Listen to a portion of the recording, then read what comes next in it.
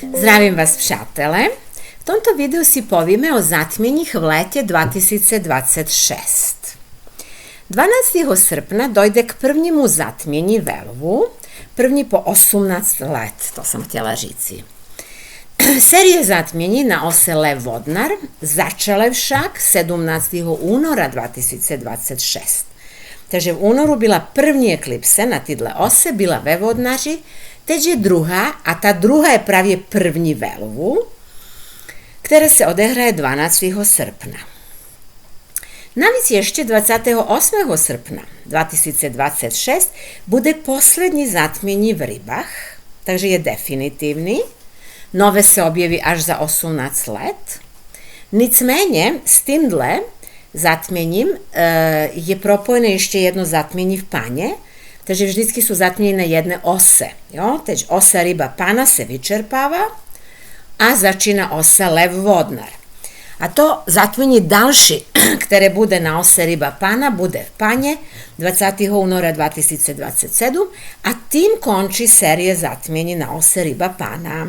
Takže Rybje Pani postupně končí, nějaký svoj rozhodnutí třeba i udělali, stali se nějaký změny, které možná byly v nečem i prekvapiví, ale na výsledky si môžu počkať i do půlky příštího roku. No to zraje ta energie v nás.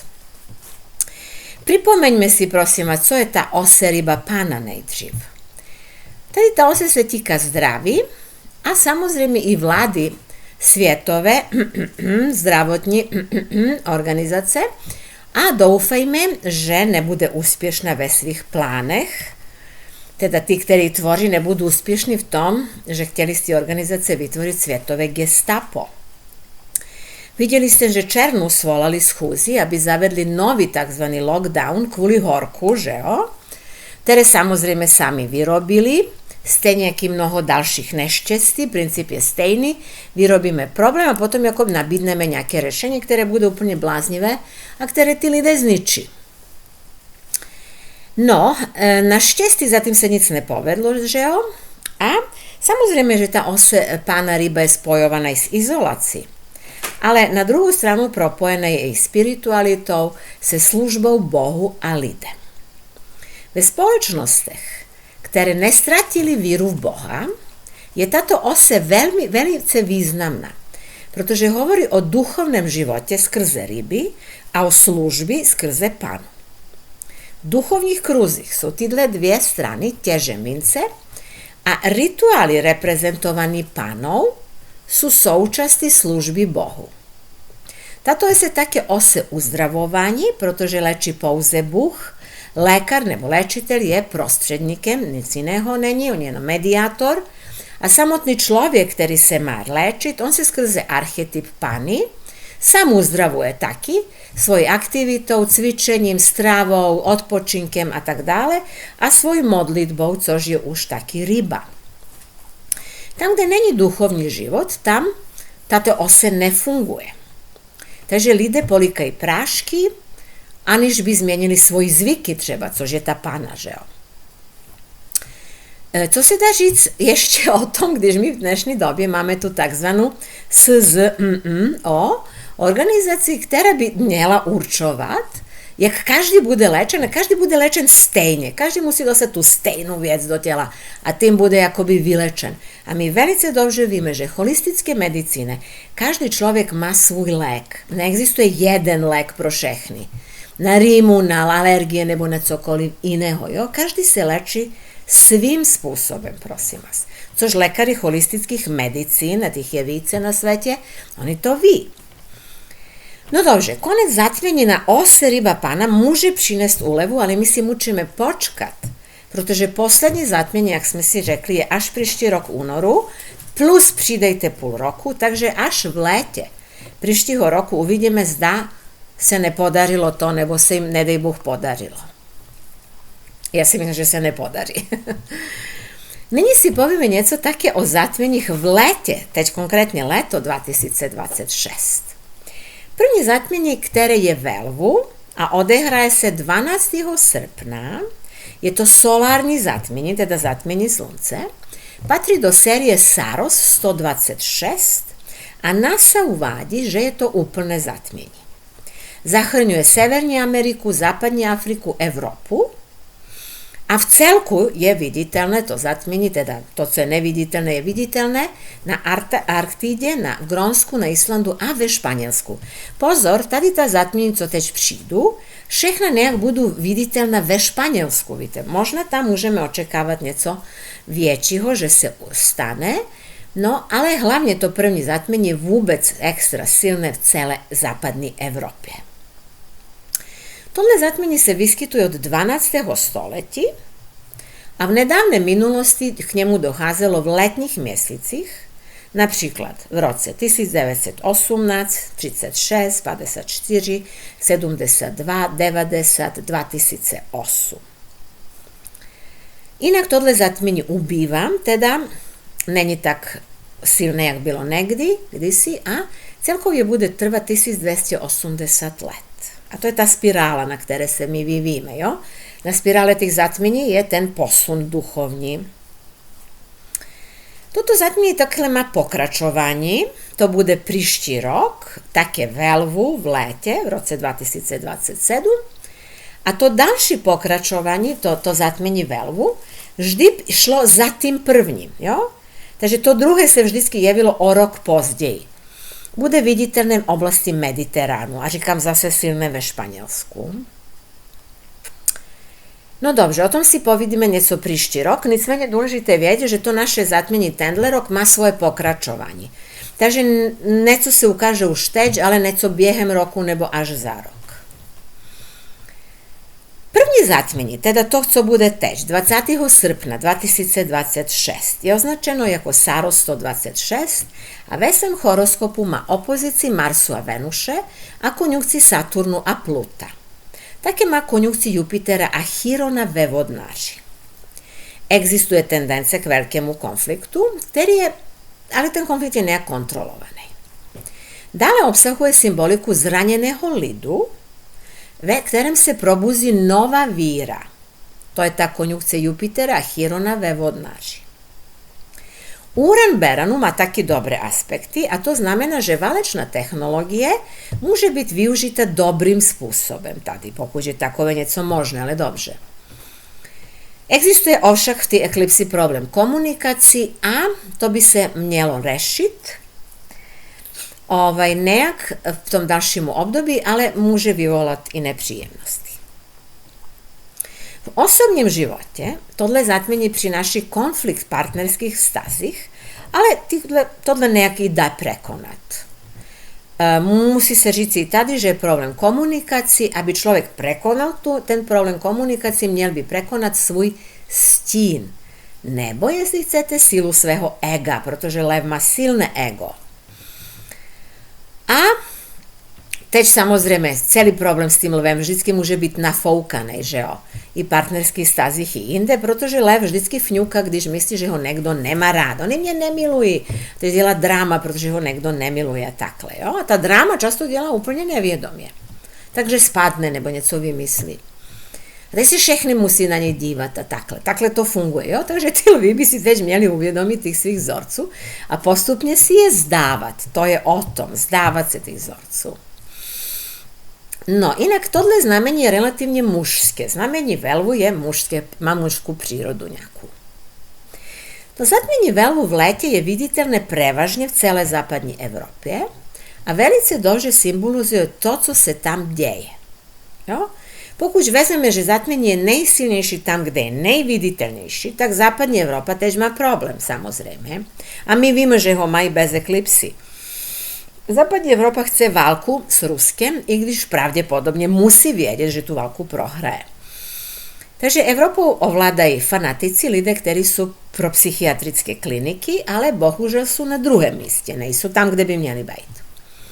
V Anglii sú věznice plné tých pouličných demonstrantů a bojovníků a v podstate to dokazuje, že to je konec jej slobody projevu, ktoré tak rádi prosazovali v celém svete, učili sviet o tom, že jo? Za tú dobu, co ju okrádali. Takže v západní Evropě se pripojujú různé války, také i války s uprchlíky. V ulicích se také očekávajú agresívnejší nepokoje a zároveň za tu celú dobu, když to se mele a ten národ už to nemůže vydržet, hlavně to je, říkám, hodně silné v Anglii, tak za stejnou dobu jej lídry, takzvaní lídry, povzbuzují neofašizmus na všech frontách, takže to tam vede k veľkému chaosu. To si můžeme být jistí. V zásadě i po ekonomické stránce, kolik sledují to, co říkají nějaký odborníci, Evropská unie má mnohem větší problém, než Amerika nebo Japonsko. Takže po všech stranách tam je nejkritičnější. No, nicméně to, co se odehrává 12. srpna, to je jenom je zatmění v tuhle dobu. Jo, to potrvá minimálně půl roku nebo celý rok, takže počkáme si na výsledky. Dále, prosím vás, bude zatmění měsíce, to nasleduje 28. srpna, tohle patří do Saros série 138 a vždycky šlo s tím stejným zatměním sluncem jako teď. Oni jdu spolu, jo, každých 18 let. To druhé zatmění, co bude 28. srpna, je, dá se říci, výrazně ženské, protože se odehrává v den, kdy třeba podle pravoslavného kalendáře se oslavuje na nebe vstoupení Panny Marie a není pochyb o tom, že se jednalo velice významný svátek ve starověku, oslavovali naši předkové, protože to jsou ty první dny, když slunce stoupí do znamení Panny, která symbolizuje tu úrodnú silu prírody, dobu, kde se sbírají plody, ukladají se na zimu, to tím začíná, jo? To je ta plodná Panna a to je kvůli tomu ženské období. Rekli jsme, že toto zatmení v rybách, co bude tež 28. je definitivní, nedochází ke korekci. Co bude, tak takhle se budeme dále i vyvíjet. Je zajímavé, že je viditelné téměř na všech kontinentech. Jo? A to je o tom, o čem jsme mluvili, že ta ose ryba Panna má co dělat s tou léčbou a s tou organizací, která by tež měla léčit celý svět i stejným způsobem. Takže tohle zatmění něco říká. Buď konec toho, nebo nedej Bůh, že se jim to povede. Jo? Je to masově. Ovlivňuje celý svět. No já si myslím, že se to nepovede, to víte asi. Kvůli tomu, že jsou tež ty harmonické aspekty mezi transsaturnským planetama. Ale uvidíme. Inak tohle znamení 28. co bude 28. srpna, má ve svém horoskopu měsíc Bíku, ale obsahuje také veľmi bojovné energie se severním úzlem Beranu a se sluncem a Marsem ve štíru. Také má Jupitera ve Střelci. A to vše vede k duchovní, či jestli chcete náboženský válce. Horoskop zatmění má také konjunkci Saturnu a Chirona ve Vodnáři, což znamená veľké utrpení lidy. Proto obraz tohoto zatmění naznačuje duchovní válku a jedině taková válka nyní dává smysl a ona se i odehrává už na Blízkém východě. Bude jinde. Silný element vodnáře v letních těch horoskopech, těch letních zatměních, je v souladu s tím, že máme severní úzel, to je Rahu, ve Vodnáři. Teda, všechny ty eklipse, které se objevují, mají svůj směr. Tež je směr od lva k vodnáři, takže akcent je na vodnáři, lev se z něčeho čistí a skrze vodnáře se něco získává. A tam je ten dav, tam jsou ty lidé, jo, ve vodnáři. Lev jsou králové, vládce, ty, co vládnou nekým, co mají tu moc, nebo jsou viditelní jako vládce. Vodnár je ten dav, na tom je akcent teď. Takže Rahu ve Vodnáři dáva důležitost novým a neobvyklým technickým vynálezům ještě. Jo? To je taky symbolika toho vodnáře. Zdůrazňuje důležitost všeho, co je umělé dále. A my teď máme umělou inteligenci, pokud nemáme ještě hromadu dalších umělých věcí. Je zajímavé, jak moc se rozběhla ta umělá inteligence za těch pár let jenom a pravděpodobně příštích 2 letech to bude mnohem ještě rychlejší. Samozřejmě je to velice nebezpečné a hned po roce 2029, když skončí ta zatmění, se ukáže, zda nás ta umělá inteligence bude řídit nebo nám bude sloužit. Ovšem, ja vjerim, že se ten technokratizmus može zastaviti, ale Bůh ví. Sa zatmjenjimi na ose Lev-Vodnar najveći výzvy pravje budu v listopadu 2027, o čem ještě budeme mluvit, a důvod proto je, že se v tuhle dobu Rahu setka s Plutem ve Vodnaři. To je bomba. Pluto ve Vodnaři ohlašuje, že všechno, co se bude odehrávat v tom roce, bude masivně. To ovlivni úplně celý svět. Celý dav. Nego ho chce kontrolovat. Ale ten dav může vzít kontrolu do svých rukou. Takže to je takový jeden silný bod, což jsme dlouho neviděli. Samozrejme, my mluvíme ešte o 2020, o tom probuzení davu, ale teď to dostáva na významu zvlášť v roce 2027. Na druhou stranu, Ketu je ve Lvu, jižní úzel je ve Lvu, a již od listopadu 2026 se setkáva s Jupiterem. Ketu a Jupiter ve Lvu môžu fungovať velice harmonicky na duchovní úrovni, ale na materiálnej úrovni vytvárajú opačné tendence. Na duchovní úrovni je to kombinacija, ktorá prináši osvícenie a poznanie. Odvádí človeka od prázdnych túžeb a vede k objevení vnitřního potenciálu. Človek sa dobrovoľne zříka materiálneho, aby dosáhl nejakých vyšších cílov. A skutečne rekli sme, že to, čo sa odehráva ve svete, vede k tomu duchovnému boji, dokonce duchovní válka, náboženská válka dokonce. No prosím vás, ale na materiálnej úrovni, tady ta kombinacija je problematická. Zatim, co Ketu vede k odříkaní.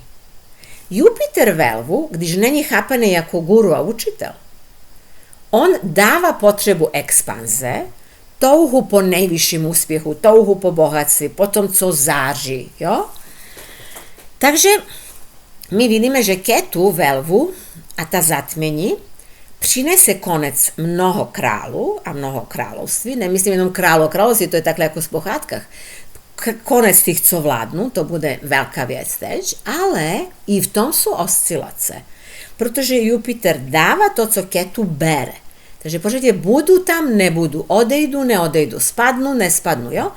Aspoň taková choupačka je teď. Teď bude ešte v léte do konce tohoto roku.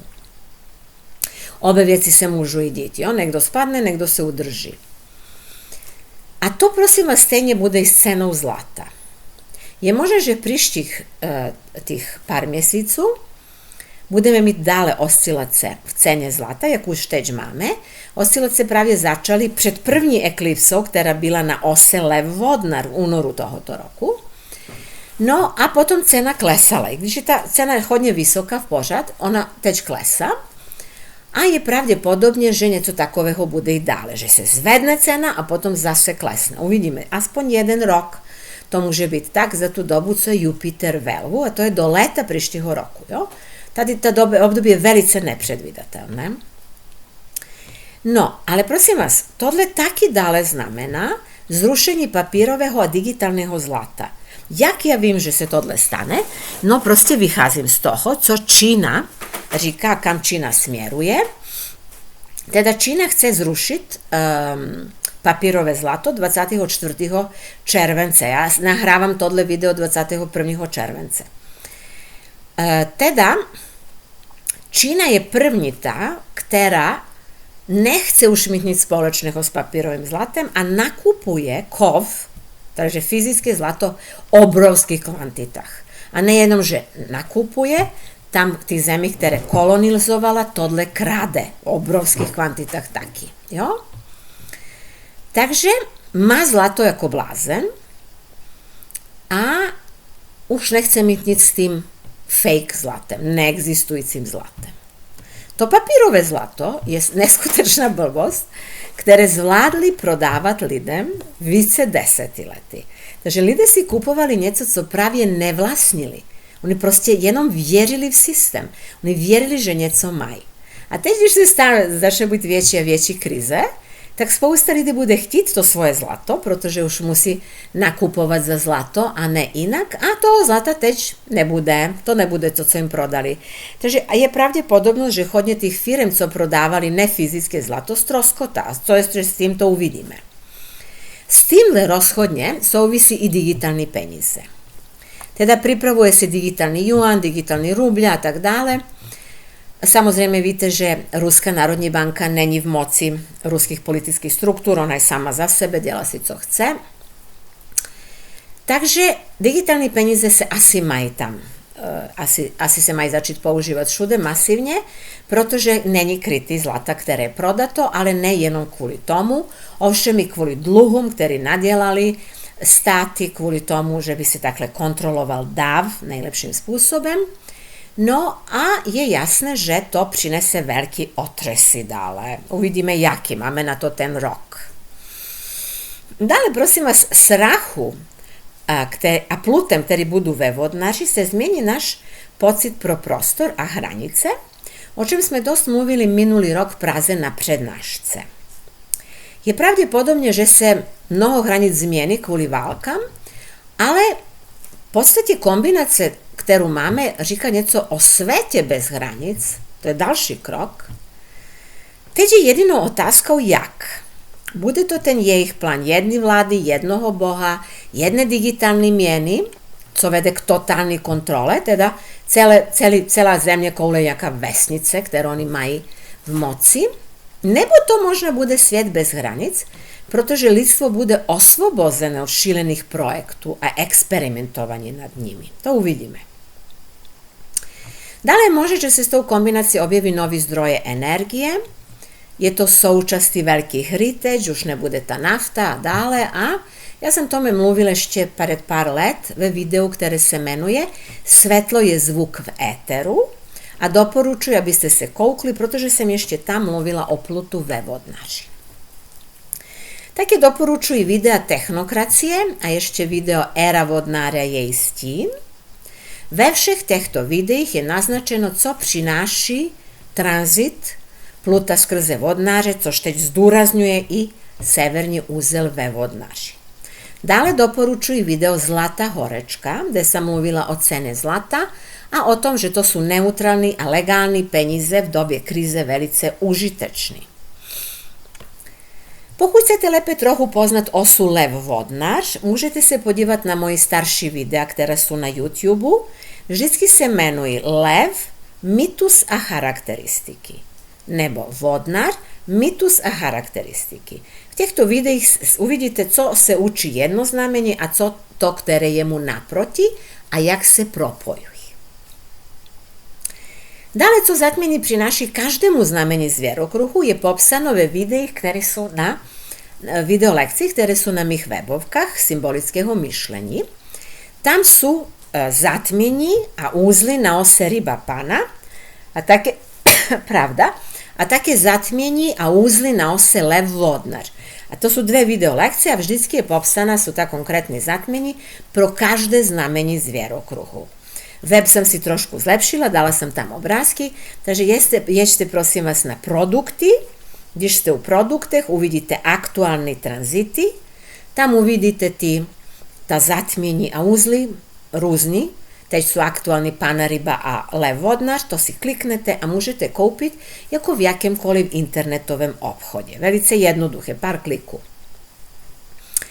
No, během roku 2026 mohou vodnáři a lvi třetího dekánu zvlášť učinit veľké životní rozhodnutí, možná spíš vodnáři, protože oni jdú rovnou na věc, když lvi prožívají nějakou vnitřní změnu.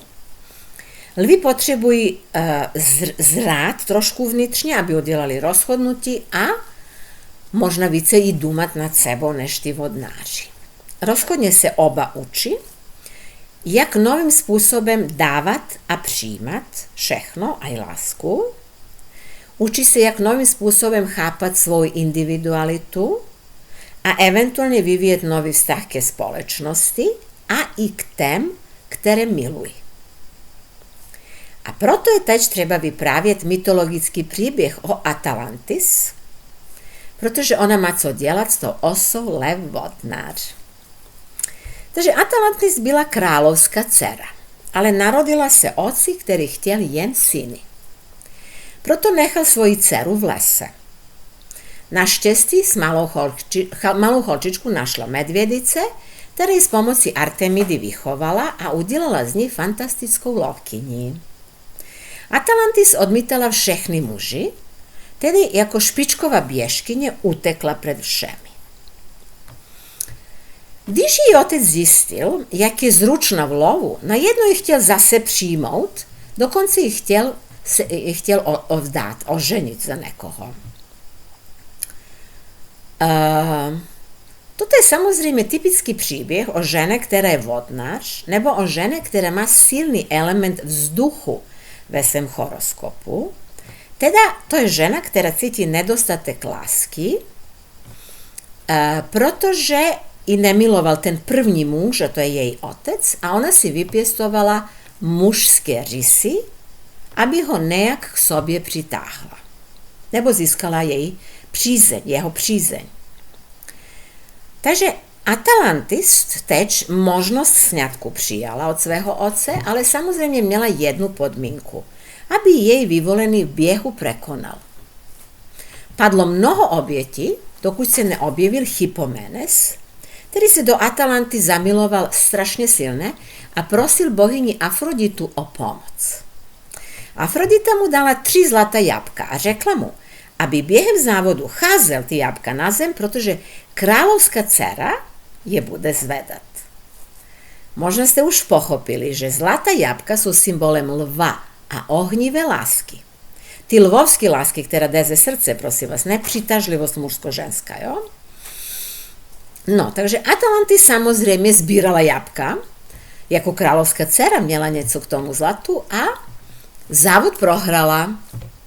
To ji však už tolik nevadilo, protože se zamilovala do svého vybraného. Tak se milenci brali a sešli se poprvé na oltáři Dia, což nejvyšší Bůh vnímal jako urážku a proměnil je ve lvy. A protože se v antickém světě věřilo, že lvy se páří s leopardy a ne s lvy, byli milenci ve skutečnosti navždy odděleni, i když spolu.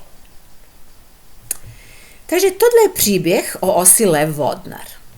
Vodnar je reprezentovaný Atalantou a ta v sobě nemá probuzené vášně ani nemůže žít v lásce, protože první muž jej otec klamal. Zůstává věčně chladná a žije pro nějaký svůj ideál a s muži může mít pouze přátelské vztahy. Jej jméno jinak znamená neporazitelná. Lidé jako Atalanta sú odsúzení k viečnému čekaniu na nejaký svoj ideál, ktorý svým chovaním od sebe odháňají. Títo lidé však touží rozvíjet niektoré ze svých vlastností k dokonalosti, právě proto, aby byli milovaní a získali si na svou stranu tí, ktorí je nejakým spôsobom opustili nebo odmítli. Takže tá jej dokonalosť je právě něco, čím mají nalákat tu lásku, aby se jim vrátila, což se příběhu stalo. Takže oni sú právě ve věčnému boji o lásku, kterou zároveň odmítají, protože byli odmítnutí. Co tedy máme dělat, když se tento archetyp objeví na makrorovině? Rozhodně se nemáme si vybírat cestu perfekcionizmu a vytvárenie nejakého dokonalého stavu v sobě, ani v druhých, ani ve světě. Ale bychom měli přijmout svoju vlastní zraniteľnosť a také prirozené lidské chovanie, prirozený lidský život, ktorý môže byť jakýkoliv. Teda perfekcionizmus vede k nelidskému stavu, ktorý sa nikomu nelíbí a dokonce môže vytvárať oběti, což si stalo v príbehu. A to sme jasne vyvideli na príbehu Atlantis, ktorá bieha lépe než ostatní, že jo? Je dokonala téměř v tom, ale ona i tak nedosahuje to, co chce, po čem touží, protože v hlubini svojej duše ona je velice studená a tu lásku právě neumí ani dávat, která je byla popřena. Navrhuji, abyste si zamysleli nad týmhle mytusem a eventuálne nad tým mýtem, teda mytickým příběhem, abyste to možná se snažili vysvětlit skrze vlastní život, nebo skrze světovedení. Někdo si to neumí vysvětlit skrze vlastní život, protože nic se v jeho horoskopu neodehrává na ty ose lev vodnář, ale někomu to třeba bude i blízké. Takže co můžeme říci na světový úrovni? Príliš mnoho perfekcionizmu, toho umělého, dokonalého, což je teď umělá inteligence, nebo umělého řízení třeba, to vede určitě ke konci lidstva, a lidstva bez lásky. Takže třeba ještě najdete nějaké vysvětlení, ale je to nejak tak, prosím vás. A to je prozatím vše, co jsem chtěla říci o lunárních uzlích a zatměních v létě. Dovolte mi ještě pár informací. Jdeme na Šrilanku příští rok, to je rok 2027, na přechodu od toho ledna února, teda januára, februára, jdeme na Šrilanku zase.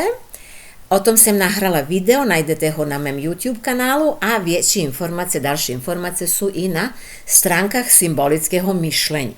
Už máme 7-8 lidí hlášených, takže prosím vás, hláste se co nejdřív, jestli máte zájem.